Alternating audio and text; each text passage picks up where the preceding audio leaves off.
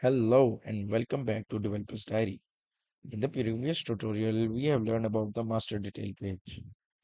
In this tutorial, we shall learn about the URL types and redirections.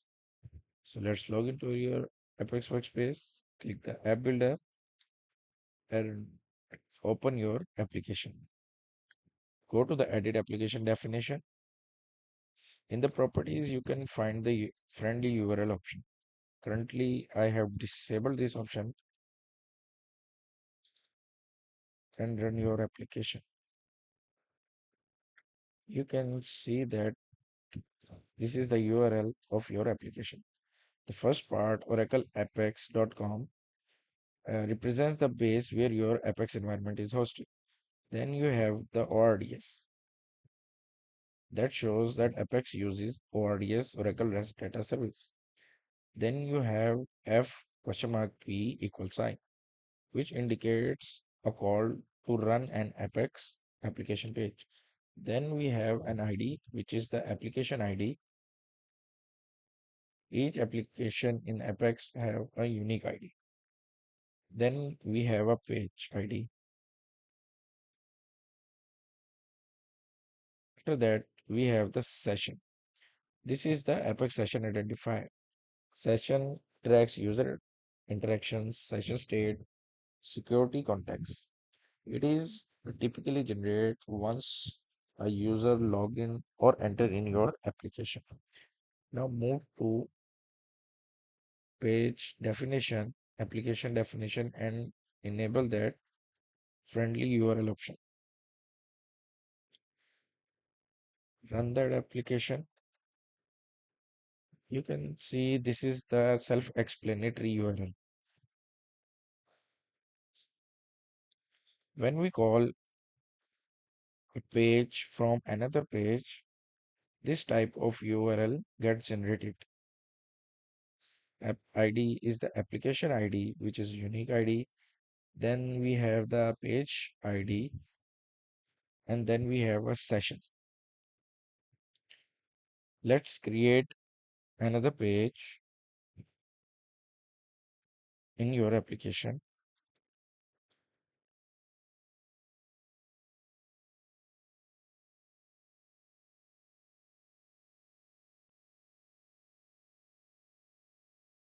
Redirect the page.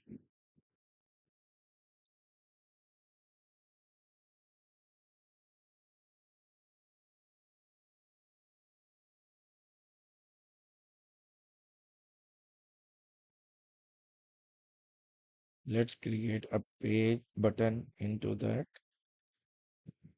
page. Redirect and change action in behaviors redirect to URL and simply paste that URL here. Click save.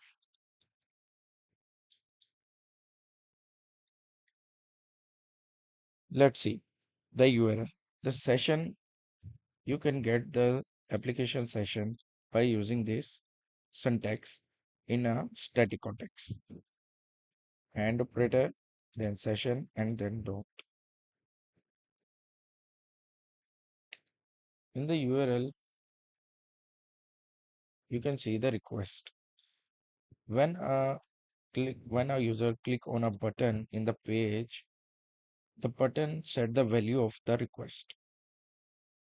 Each application button on your page sets the value of the request to the name of your button, which enables the accept processing to keep the name of your button as a reference. You can use this syntax in the URL to call the request.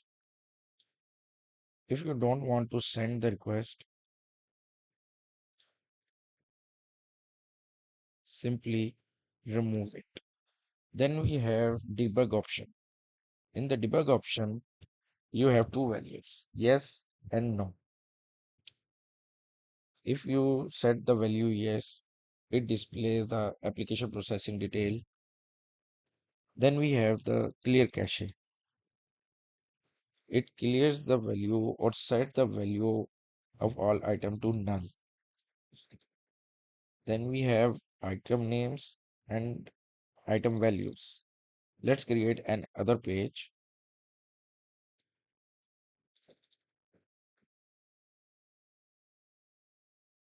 Click save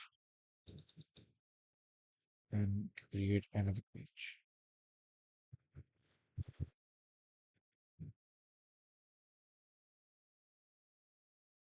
Then we direct child page.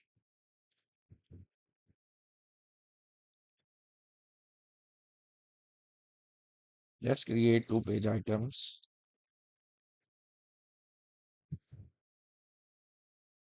The first one is the ID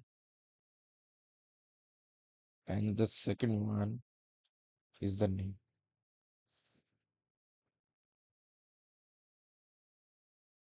Click save.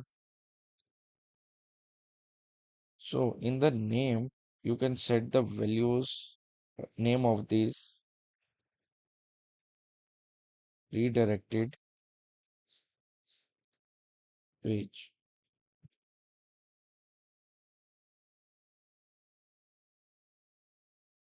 For the values like item values, you can send the value of the previous page that store in the variable, or you can hard code the values.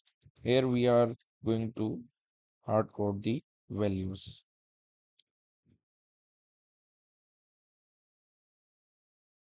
Then we have a printer family friendly. It determines the page is rendered in the printer friendly mode or not. You can pass yes or no value. Currently, we are not going to pass any value into it. Then we have the application ID.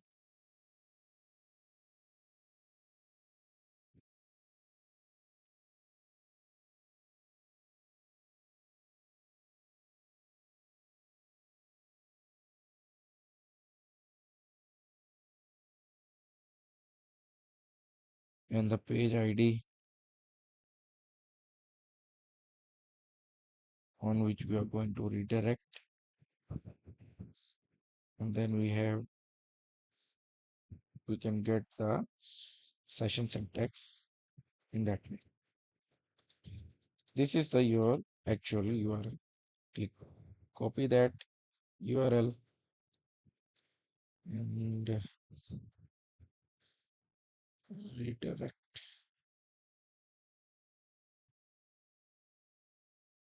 Redirect main page.